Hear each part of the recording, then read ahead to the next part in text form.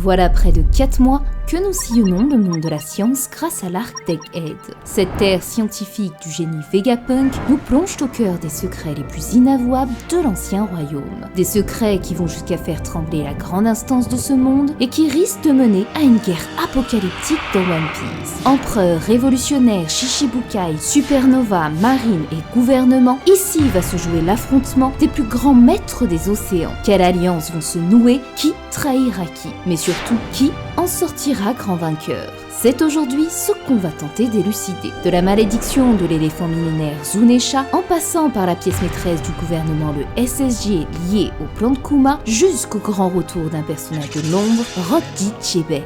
Préparez-vous pour la grande bataille qui s'apprête à commencer, la guerre des étoiles. Alors si vous souhaitez me soutenir, c'est le moment d'exploser les likes, partager un maximum cette vidéo, mais surtout vous abonner à la chaîne car on n'a jamais été aussi proche d'atteindre les 100 000 Muginina et ça c'est tout bonnement incroyable. Je vous remercie chaleureusement et à présent, empruntons la route des étoiles et explorons le vaste univers qui entoure One Piece.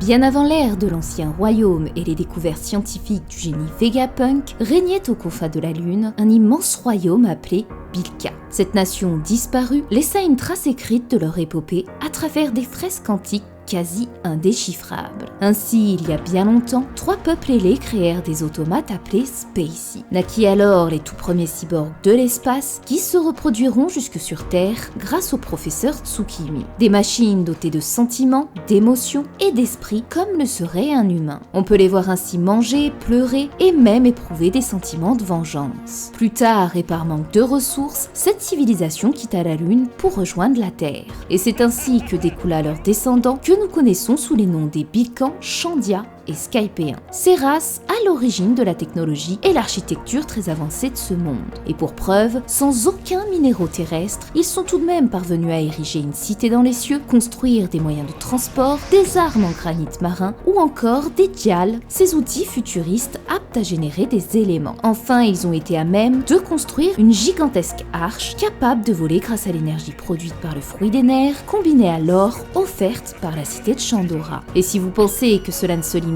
qu'à Skypea, alors détrompez-vous, puisque Aredas, cet homme de la race Bilkan, est le créateur de l'île artificielle de Weatheria. Il y inscrit de nombreuses inventions, les nœuds de vent ou encore les Weather Balls capables de contenir des nuages d'éléments tels la pluie ou la foudre. Les peuples célestes sont donc de véritables génies scientifiques venus d'ailleurs, et qui pourraient par conséquent être à l'origine de la construction de l'ancien royaume et de toutes les technologies qui en découleraient. Fruits du démon, armes antiques ou même ce robot géant mécanique.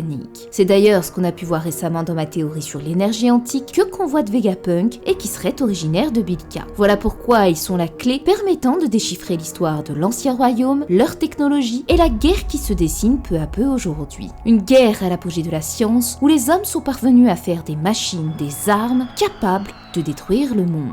Au sommet de cette pyramide, y siègent ceux qui par le passé se voulaient pacifistes, mettant leur science à profit pour bâtir un monde meilleur, les Mads. Mais aujourd'hui, ceux qui se faisaient appeler les fous le sont réellement devenus, créant une technologie destructrice et mortelle. Séraphin, Pacifista, Germa, Smile, Cyborg et Automate. Nous y sommes, la guerre des clones est en marche et nous mène droit vers l'inspiration principale d'Oda, Star Wars.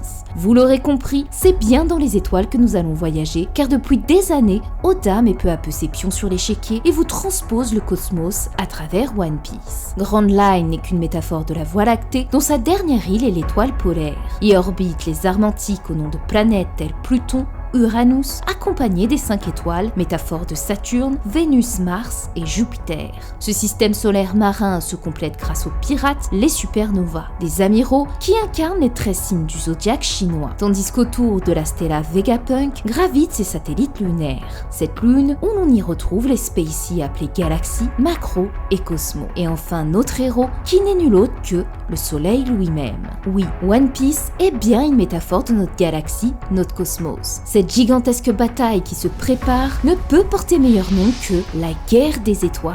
Et c'est vers quoi nous nous dirigeons aujourd'hui. Oda n'a jamais caché l'amour qu'il portait à la licence Star Wars. Twice 2 en est le parfait exemple, puisqu'il s'agit d'une illustration mettant en scène Zoro dans le rôle d'Anakin Skywalker.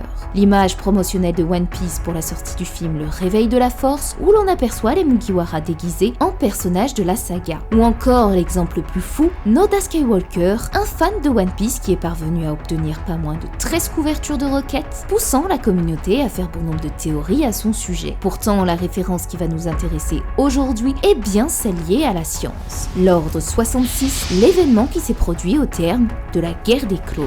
Il fait écho à de nombreuses choses dans One Piece et outre l'étrange coïncidence de l'apparition du robot de fer et celle de Vegapunk au chapitre 1066, la référence la plus évidente reste celle du Germa Double Six. Cette armée de clones créée par l'ancien scientifique des Mads, Judge Vinsmoke. Du nom jusqu'à la configuration du laboratoire, tout correspond. Vous avez d'ailleurs une vidéo de Goji qui retranscrit parfaitement le parallèle de ces deux œuvres et que je vous conseille d'aller voir. Les clones du Germa obéissent donc à des ordres bien définis dont seuls les Vinsmoke sont à même de donner. Il suffit d'un seul mot de Judge pour que les clones se dressent devant lui et reçoivent l'attaque de Sanji de plein fouet. Le concept d'ordre a donc toute son importance dans One Piece, d'autant plus avec les créations humanoïdes. Durant l'ellipse des 2 ans, Kuma s'était donné l'ordre de protéger le Sunny au péril de sa vie grâce à l'aide de Vegapunk. Pour les Séraphins, c'est d'autant plus explicite puisque, comme on le sait, une puce de commandement leur a été implantée pour répondre aux ordres donnés selon une hiérarchie bien définie. Ils cesseront toute activité dès l'ordre où un ordre sera donné et le prononceront de même comme avec le Séraphin de Boa. Enfin, la dernière référence est le personnage mystère qu'appelle Vegapunk pour lui venir en aide et qui attendait ses ordres. Avec les derniers chapitres, tout laisse à croire qu'il s'agissait de Stussy. Étant le tout premier clone réussi du scientifique, il est logique qu'elle réponde à l'ordre donné par son créateur au même titre que les Séraphins. Et c'est cette dernière référence qui m'a fait réaliser une chose. La similitude exacte qu'on retrouve chez un autre personnage, l'éléphant millénaire Zunesha. Lors de l'attaque de Jack, Zunesha somme expressément à Momonosuke de lui donner l'ordre d'attaquer, la permission d'agir, car il est le seul à même de lui donner. Or, comme on vient de le voir, ce type de commandement n'est généralement affilié qu'aux clones. Alors pourquoi Zunesha dépend-il de cette même fonction et cela signifie-t-il qu'il s'agit lui aussi d'une création? Avec les dernières révélations de Vegapunk au sujet de sa science qui lui viendrait du passé, nous pouvons parfaitement imaginer que Zunesha puisse être un cyborg, comme l'était ce robot mécanique. L'ancien royaume aurait créé à partir du croisement de l'ADN d'un éléphant et des longues jambes la race Naitami Norida. Et comme on le sait, Zunesha n'était pas le seul éléphant de cette espèce à vivre durant le siècle manquant. Sa race fut probablement décimée, tandis que Zunesha, seul rescapé, fut maudit et reçut l'ordre de marcher éternellement. Il aurait alors été programmé tel Kuma à une mission par les scientifiques de l'ancien royaume. Ces hommes capables de construire des armes antiques et des robots mécaniques auraient pu parfaitement être en mesure d'intégrer à cet animal une puce de contrôle. Si nous prenons l'exemple de Kuma, ce dernier était à l'origine un humain qui, au fur et à mesure, a mécanisé son corps jusqu'à effacer son esprit et ne plus être qu'une machine. Il serait donc tout à fait possible que Zunesha ait subi le même traitement pour son corps, marchant éternellement, mais dont l'esprit est guidé par une mission. Or, on ignore la raison qui a poussé Kuma à accepter la requête du gouvernement à se déshumaniser, cette même instance qu'il déteste par-dessus tout. À nouveau et de la même manière, nous ignorons la faute grave qu'a commise Zunesha pour accepter de marcher éternellement et obéir à cet ordre donné. Ce parallèle entre l'ex-Shichibukai et l'éléphant millénaire pourrait alors s'expliquer de la même manière. L'accomplissement d'une mission donnée il y a de cela 800 ans. Pour Kuma, il s'agirait de réaliser la tâche qui avait été donnée au géant de fer légendaire d'attaquer la Terre Sainte de Marie-Joise pour détruire un pouvoir que le gouvernement ou Im possède, tel le trésor sacré de Marie-Joise, qui permettrait d'asseoir une autorité sur le monde. Cette mission lui aurait été confiée par Joy Boy, comme ce fut le cas pour les hommes poissons. Et si Kuma a cru en cette prophétie, c'est probablement grâce au lien qui l'unit à Nika. Puisque durant son enfance, il était un esclave, ces mêmes esclaves qui croyaient en la légende du dieu soleil, capable de libérer ce monde de la tyrannie. Ce qui expliquerait pourquoi notre ex-Shichibukai s'est donné pour dernière mission de protéger le Sunny, le navire gouverné par Luffy, détenteur du fruit de Nika. Quant à Zunesha, il s'agirait d'un rôle également confié par son ami Joy Boy, qui le jour promis devra obéir à l'ordre du descendant Kozuki de rouvrir les portes du pays et ainsi libérer la plus destructrice des armes, Pluton. Comme avec les Séraphins, Joy-Boy a probablement dû y intégrer un ordre d'allégeance pour que personne ne puisse utiliser la force de cet éléphant à des fins militaires. Et le commandement supérieur devait avoir été donné au futur roi Kozuki, descendant de l'ère du futur Joy-Boy Luffy, à l'image de la princesse Poséidon, dont seul Shirahoshi pouvait donner l'ordre d'agir au roi des mers. Si cet éléphant a accepté cette requête, c'est évidemment en raison de son crime.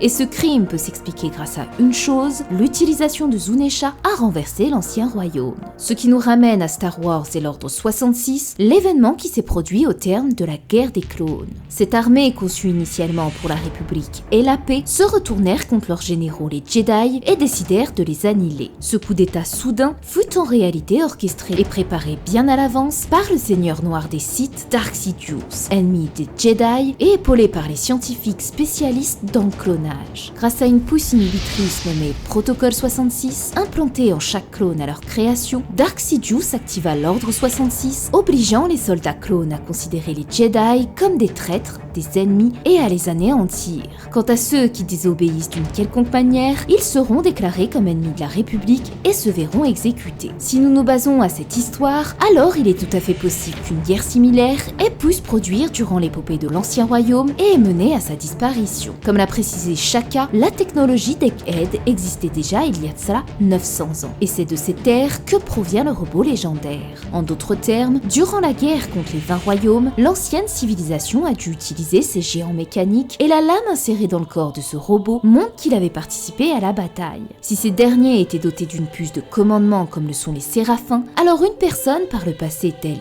Im a pu utiliser ces machines comme des armes et les retourner contre leur créateur, l'ancien royaume. Ce qui expliquerait comment un pays si avancé technologiquement a pu être annihilé. Leurs propres créations se sont retournées contre eux. Et pour preuve, Cutty-Flamme et ses Battle Frankie en sont l'exemple parfait. Même si leur créateur ne les avait pas construites comme des armes, il n'en restait pas moins des machines capables de tuer. Un scénario qui se répète parfaitement aujourd'hui avec les Mads et plus particulièrement avec Vegapunk. Ce pacifiste qui voulait mettre à profit sa science au service de la paix a finalement créé des armes destructrices en les laissant aux mains de personnes mal intentionnées. Mais comme vous devriez le savoir, la vie est un éternel recommencement. Et c'est pourquoi cette guerre d'il y a 800 ans pourrait probablement se reproduire aujourd'hui. Le Germa Double Six, les Séraphins, Pacifista ou même Spacey faisant face aux plus grandes puissances des océans. Une armée gigantesque qui se dresserait pour annihiler tous les ennemis du gouvernement. Du moins, c'est ce qu'on pourrait croire. Car s'ils se sont vus implanter un virus, ils se devront en toute logique de se retourner contre leur créateur et hiérarchie. Reste à savoir qui pourrait être à l'origine d'une telle chose. Un homme a souhaité par le passé réaliser la mission du géant mécanique de s'attaquer à la terre des dragons célestes, à la différence qu'il ne s'agissait pas de Marie-Joise, mais bien de God Valley. Rock Ditchebek, ce pirate ayant pour ambition de devenir le roi du monde et qui fut stoppé par l'alliance de Goldie Roger et Monkey D. Garp. Il possédait un équipage quasi inébranlable et qui comptait pas moins de 3 futurs empereurs. Presque tous ses membres aujourd'hui ont tenu une place importante dans l'aventure de Luffy. Thriller Bark a permis d'introduire le Captain John, dont l'histoire se poursuivra au travers la quête de son mystérieux trésor. Marineford, quant à lui, fut l'arc dédié à Barbe Blanche, capitaine du frère de Luffy. Suivra un chapitre 0 et un film dédié à Shiki.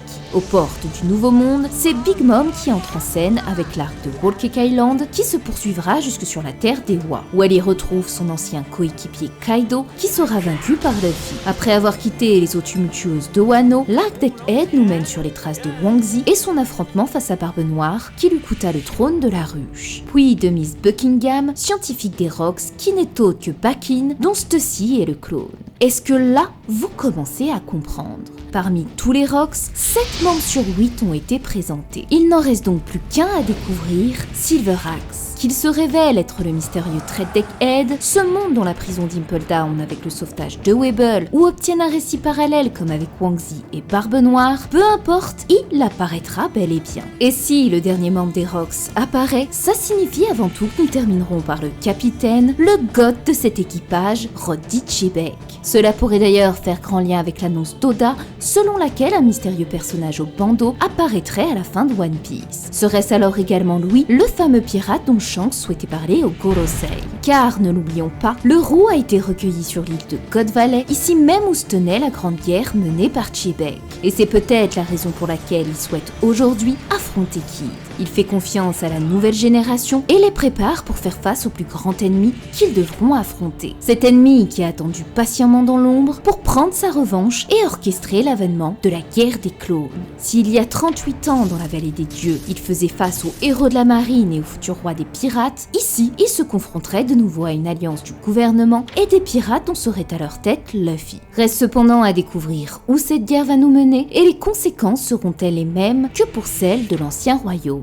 L'ère actuelle dans laquelle nous nous trouvons dans One Piece est celle du changement et de la liberté. Bien que les clones soient des machines, l'erreur de la science a été de penser qu'ils n'étaient que des créations au service de l'homme sans prendre en compte les sentiments dont ils ont été dotés. La famille Vinsmoke en est le parfait exemple. Sanji soulignait la cruauté de cette famille envers le Garma malgré qu'ils ne soient que de simples robots. Or pour Juge, l'humanité n'avait nullement sa place pour devenir l'être ultime. Lui qui semblait pourtant vouloir recréer l'ancienne cité Bilka ne s'est pas aperçu que derrière ces machines, il y avait une âme. Des êtres dotés de sentiments si forts qu'ils ont été prêts à quitter leur terre et voyager aux confins de la lune pour venger leur défunt maître contre les hommes l'ayant tué par inadvertance. Ils ont ri, ils ont pleuré et ont souffert tout comme n'importe quel humain. Et pourtant, ils n'étaient bien que des machines. Tout comme son confrère Vegapunk, les Séraphins ont prouvé qu'ils avaient également leur propre conscience et libre arbitre dès lors où ils ne sont plus sous commandement. Zoro ne s'y est d'ailleurs pas trompé en notant une part d'humanité en Mini-Mihawk ou Mini-Boa qui se voyait gênée et attendrie par les mots de Jinbei. Quant à Stussy, le tout premier clone humain, elle s'est vue dotée d'émotions en regardant le mariage de Pudding. Là est le véritable but d'Oda à travers cette immense guerre qui va se jouer, confrontant l'humanité face à la science, à ses erreurs et à ses échecs.